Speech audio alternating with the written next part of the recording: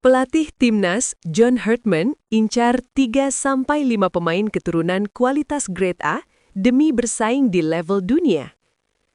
Di balik ruang ganti yang semakin solid dan tribun stadion yang selalu bergemuruh, pelatih kepala Timnas Indonesia, John Herdman, membawa sebuah cetak biru yang ambisius sekaligus realistis.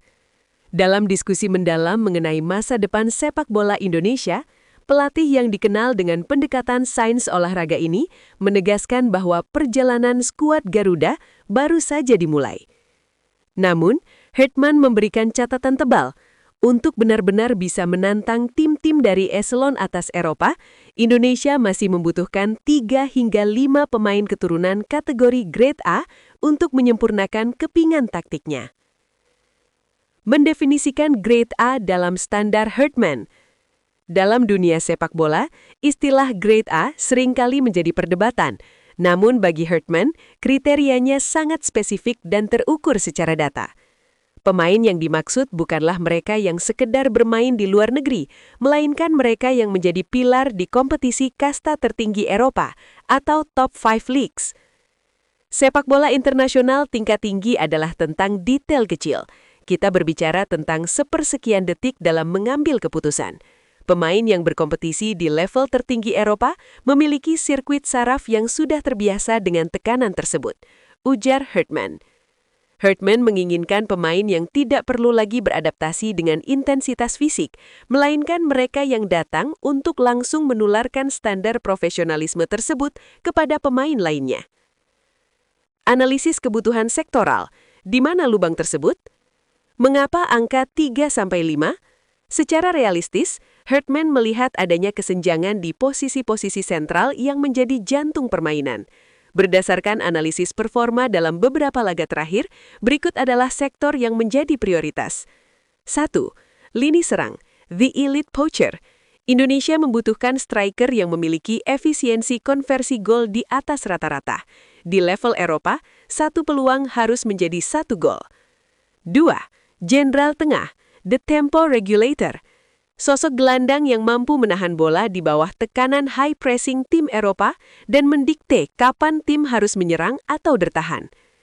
3. Back sayap modern, the dynamic wingback.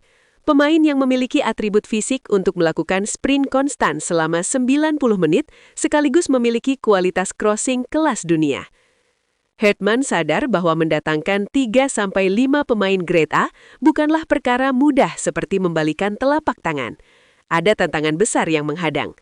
Persuasi federasi, meyakinkan pemain yang sedang berada di puncak karir di Eropa untuk beralih federasi membutuhkan visi proyek yang jelas.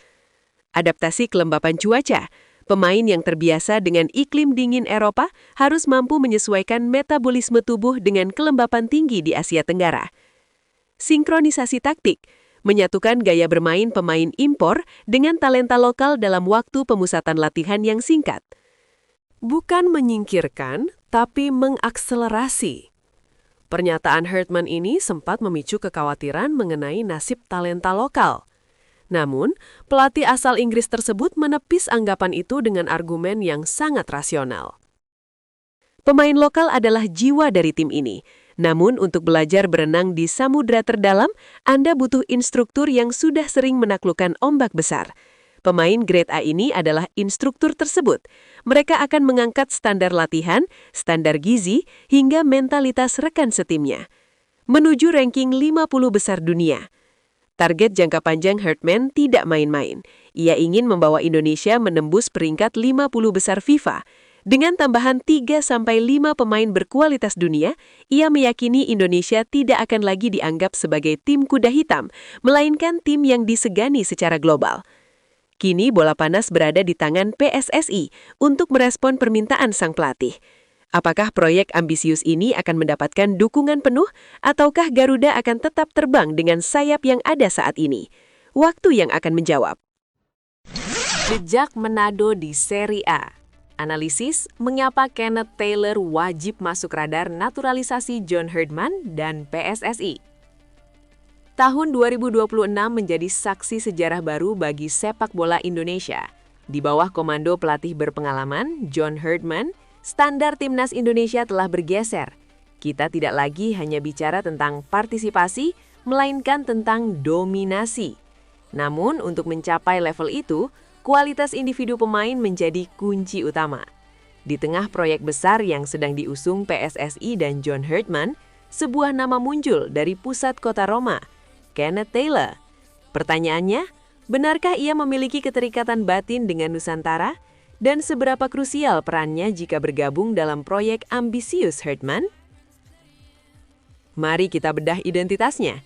Kenneth Taylor, gelandang yang besar di akademi prestisius Ajax Amsterdam, ternyata memiliki akar yang kuat di tanah air.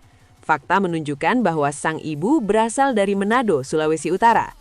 Di tahun 2026 ini, di mana arus informasi begitu cepat, koneksi ini bukan lagi sekedar rumor media sosial. Meski Taylor telah mencatatkan caps bersama timnas Belanda di masa lalu, regulasi FIFA terbaru memberikan celah bagi pemain untuk berpindah federasi selama memenuhi kriteria tertentu, terutama jika caps tersebut terjadi di usia muda atau dalam jumlah terbatas. Bagi PSSI, ini adalah celah emas. Menjemput Taylor berarti menjemput kualitas Serie A ke dalam pelukan Garuda.